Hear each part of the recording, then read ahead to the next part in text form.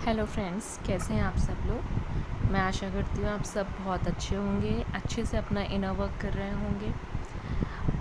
मैं थोड़ा बिज़ी रहती हूँ। कोशिश करूँगी कि बहुत जल्दी जल्दी आप लोगों को नई ऑडियोज़ दूँ, अपना नॉलेज शेयर करूँ, जितना भी मैं अपने एक्सपीरियंस से अपने मेडिटेशन की जर्नी के थ्रू जो सीखा है वो आप लोगों को बांट सकूँ। अगर मेरी ऑडियोज़ में थोड़ा लेट होता है तो प्लीज़ मुझे माफ़ कीजिएगा। आपको इन सेशन से कुछ भी फ़ायदा हुआ तो please let me know.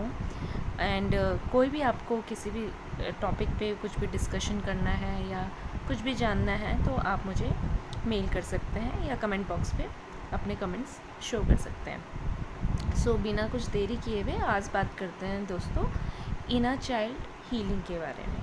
Inner child healing क्या है, इसकी इतनी ज़रूरत क्यों होती है हीलिंग जर्नी में, इनर वर्क में। तो बिना देरी किए हुए हम इस बारे में बात करते हैं। देखिए, हम सब के अंदर एक इनर चाइल्ड होता है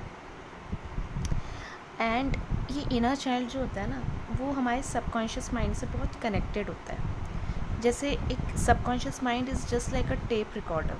कुछ भी हुआ उस सबकॉन्शियस माइंड को सब कुछ याद है, not only of this life, even of multiple previous lives, है ना। तो इसी तरह से हमारा इनर चाइल्ड को सबकॉन्शियस के साथ कनेक्ट किया जाता है, क्योंकि जब भी हम अवेकनिंग जर्नी में आते हैं, या जो कोई अवेकनिंग जर्नी में भी नहीं है, किसी को मेंटल इश्यूज़ हैं या इमोशनल इश्यूज़ हैं, साइकेट्री सपोर्ट मिलना की ज़रूरत है, तो जनरली देखा जाता है कि इन लोगों की जो इनर चाइल्ड है या इनका जो बचपन है वो बड़ा ख़राब गुजरा। अब जब बड़ा ख़राब गुजरा तो उस टाइम तो बचपन में तो अकल होती नहीं है, लेकिन लेटर ऑन लाइफ में क्या होता है, वो वैसे ही पैटर्न अपनी लाइफ में इनवाइट करते रहते हैं। और लाइफ इज़ नॉट लाइक कि लाइफ आपको पनिशमेंट दे रही है, लाइफ आपको सिखा रही है। कई लोग बोलते हैं कि जो स्पिरिचुअल अवेकनिंग में उनको इतना क्यों दुख होता है एंड ऑल दैट। जो एनलाइटेंड लोग होते हैं ना, एनलाइटमेंट तो चलो बहुत लंबी स्टेज है, लेकिन जो स्पिरिचुअल अवेकनिंग में भी लोग हैं, हम इस दुनिया में जो आए हैं अपना कॉन्ट्रैक्ट लेके आए। हम चूज़ करते हैं हमारे पेरेंट्स, हमारा एनवायरनमेंट, हमारे दुख, हमारे खुशियाँ, सब हम कॉन्ट्रैक्ट लेके आए रहते हैं कि किस किस से कहाँ कहाँ हम मिलेंगे, किस तरह से वो हमें ट्रिगर करेगा, ताकि हम उन चीज़ों को लर्न कर सकें और उस चीज़ों को हील कर सकें, ट्रांसम्यूट कर सकें और उस कर्मा बैगेज को क्लियर कर सकें। अब एनलाइटमेंट सोल्स और जितनी भी सोल्स इस जर्नी में होते हैं ना, स्पिरिचुअल जर्नी में, उनका कार्मिक पैकेजेस ज़्यादा होता है, क्योंकि एक नॉर्मल सोल का क्या है, उसको वो तो फिर से जन्म ले लेगी, आज इस योनि में, दूसरी योनि में, तीसरी। लेकिन जो एक हम, क्योंकि अर्थ में जितने भी लोग आए होते हैं सब कुछ भूल के आए होते हैं, and earth is a school जहाँ डिफरेंट स्टैंडर्ड्स होते हैं। आज आपको लगता है नर्सरी से ज़्यादा मुझे क्या आता है, फिर पता चलता है हाँ उसके आगे भी स्टैंडर्ड्स हैं। इसी तरह से 12th के बाद क्या आता है, आगे भी स्टैंडर्ड्स हैं। लाइफ में भी आज जो आप दुख तकलीफ़ में हो, कल को आप मुड़ के देखोगे आपको वो कुछ लगेंगे ही नहीं। सो इस टॉपिक से मतलब मैं भटकना नहीं चाहती, बट ये भी डिस्कस करना बहुत ज़रूरी है, क्योंकि हम जो स्पिरिचुअल जर्नी में हैं, we are just like in a process. इसमें कोई घमंड करने की भी ज़रूरत नहीं है। हम सोल्स ने सेलेक्ट किया है कि हम अपने जितने भी कर्मा बैगेज हैं जल्दी जल्दी रिलीज़ करेंगे, इसलिए हमें डिफरेंट कर्मिक पैटर्न्स मिलते हैं, सिचुएशंस मिलते हैं, ताकि हम उनसे हील करें, उन्हें ट्रांसम्यूट करें और अपना बैगेज ख़त्म करें। और सोल्स को ऐसा सोचा ही नहीं, उन्हें मेटेरियलिस्टिक अबंडेंस, उन्हें फैमिली लाइफ, उन्हें और मेटेरियलिस्टिक टेस्ट चाहिए, तो उनको वही मिलता है। ठीक है, तो आज हम बात करते हैं इनर चाइल्ड्स के बारे में। तो इनर चाइल्ड वुंड कैसे कैसे हो सकते हैं।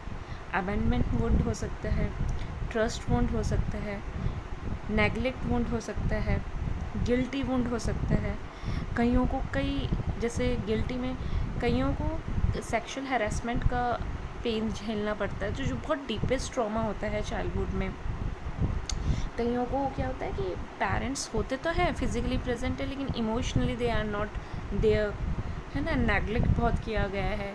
कईयों को ट्रस्ट इशू हो जाता है, कईयों का अबैंडनमेंट इशू हो जाता है, उनको फील करवाया जाता है कि आप इनफ नहीं हो, उनको उनकी वैल्यू नहीं, उनकी प्रेजेंस भी वैल्यू नहीं की जाती है। तो ऐसे में क्या होता है, बच्चा सूनर और लेटर साइकोलॉजिकल फेयर्स डेवलप कर लेता है, जो बहुत बाद में पता चलता है। इनिशियली बच्चे को नहीं पता होता है। आपकी पेरेंटिंग बहुत अच्छी है, पहले पेरेंटिंग नहीं होती थी। जैसे फॉर एग्ज़ाम्पल अबेंडमेंट वुंड की बात की जाए, तो बच्चे को बचपन में अबेंडमेंट इशू है, मतलब फॉर एग्ज़ाम्पल लड़का लड़की का ये बहुत डिफरेंसेस हो गया है। चलो उसी टॉपिक पे, लड़की को अबेंडमेंट कर दिया, लड़के को ही सारा क्या बोल रहे हैं फोकस दिया जा रहा है। तो लड़की में क्या feeling of rejection and abandoned feeling आ गई, इमोशनली उसे नर्चर नहीं किया जा रहा। तो कई क्या होता है, लड़कियां लड़कों बनने की कोशिश करती हैं ताकि उनको अटेंशन मिले, उनको लगता है दे आर नॉट इनफ। फिर वो दूसरों के प्यार पाने के लिए they do not know how to set healthy boundaries, people pleaser बन जाती हैं वो रिलेशनशिप में, ऑब्सेसिव हो जाती हैं, हेल्दी बाउंड्रीज़ नहीं होती। और जनरली ये लोग ऐसे ही लोगों को अट्रैक्ट करते हैं जो कि इमोशनली अनअवेलेबल होते हैं। ऐसे ही कई घरों में क्या होता है, बच्चे को ये प्रूव करवाया जाता है तेरे बस का नहीं है, तो कुछ भी नहीं कर सकती। तो उस बच्चे को बार बार कर सकता है, कर सकती है, मैं किसी जेंडर बिहाफ पे नहीं बोल रही, तो बच्चे को जब बार बार इस तरह से बोला जाता है ना, तो बच्चे के सबकॉन्शियस माइंड में वो फीड हो जाता है गिल्टी वाला फीलिंग कि हम तो नहीं, हम किसी लायक नहीं हैं। तो ये वर्ड्स ही बहुत ख़राब हैं। तो इन सारे वुंड्स को आपको अपने सबकॉन्शियस माइंड से रिलीज़ करना होता है इनर चाइल्ड हीलिंग के थ्रू, है ना। कईयों को बिल्कुल ही नेगलेक्ट कर दिया जाता है, तो उनकी जो सेल्फ वर्थ बहुत कम होती है, वो बहुत जल्दी एंग्री हो जाते हैं, उनको नो बोलना नहीं आता। जनरली सारे इनर चाइल्ड वुंड्स में यही है, जिनको ट्रस्ट इशू है तो उनको ट्रस्ट करना नहीं आता, वो ओवर ऑब्सेस्ड हो जाते हैं रिलेशनशिप में, पीपल प्लीज़र बन जाते हैं। कई लोग बहुत गिल्ट में रहते हैं, उनको पूरी ज़िंदगी भर ऐसा लगता है कि वो किसी लायक ही नहीं है। तो ये कुछ सब्जेक्टिव इश्यूज़ मैंने पिक किए, बहुत बहुत वाइड वैरायटी में है इनर चाइल्ड वुंडिंग। तो बहुत कम लोग होते हैं, बोलते नहीं हैं, जिनका बचपना बहुत अच्छा गुजरा, वो लाइफ में बहुत अबंडेंस ईजिली अट्रैक्ट कर लेते हैं, क्योंकि उनका सबकॉन्शियस माइंड हैप्पी है, हैप्पी स्टेट में है।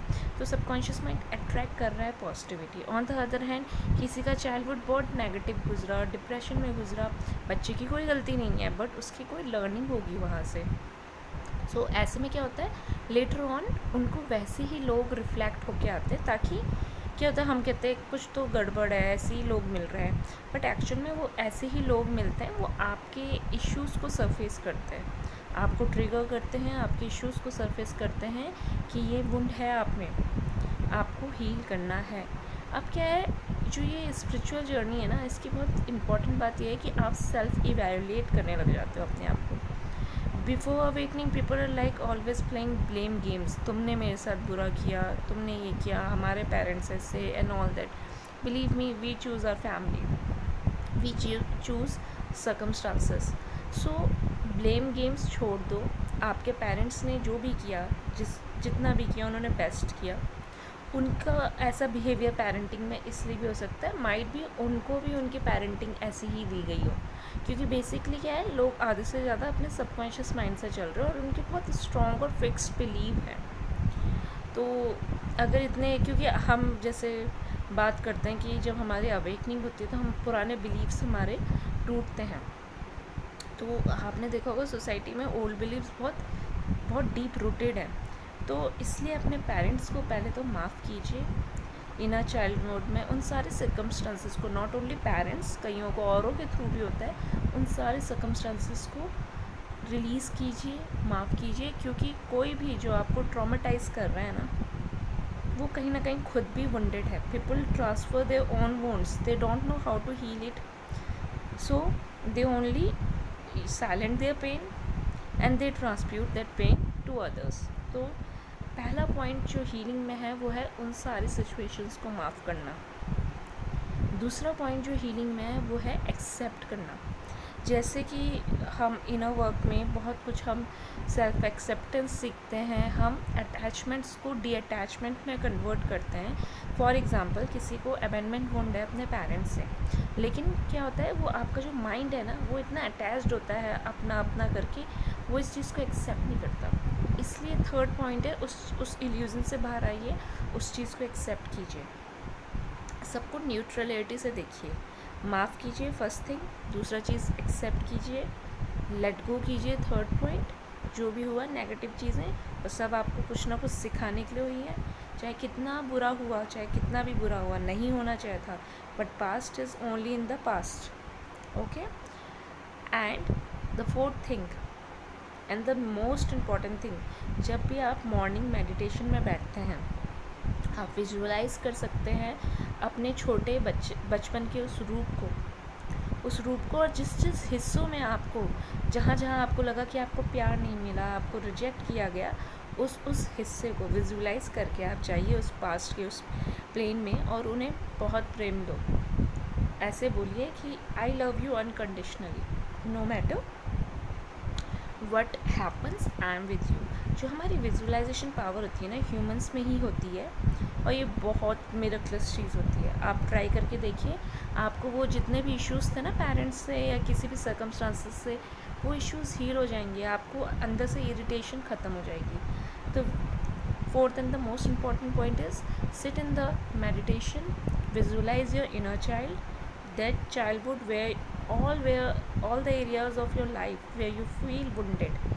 Give yourself unconditional love. हग कीजिए अपने आप को और फिर देखिए मिरेकल कैसा होता है. And the fifth most important part, आप अपने लिए लेटर लिख सकते हैं, अपने इनर चाइल्ड को प्यार भरी बातें लिख सकते हैं, जहाँ जहाँ आपको बुरा लगा आप वो लिख सकते हो. राइटिंग थेरेपी बहुत इंपॉर्टेंट थेरेपी होती है, कहीं ना कहीं वो आपके सबकॉन्शियस माइंड को हील एंड ट्रांसम्यूट करने में बहुत इंपॉर्टेंस रखती है, क्योंकि कई बार आप ऐसे इश्यूज सबसे डिस्कस नहीं कर पाते. तो when you write down, you burn the page, it literally delete all the memories from your subconscious mind and it helps you to heal. And ये बिलीव कीजिए आपका भी कोई फॉल्ट नहीं था, आप दूसरों को फॉरगिव कर रहे हैं, अपने आप को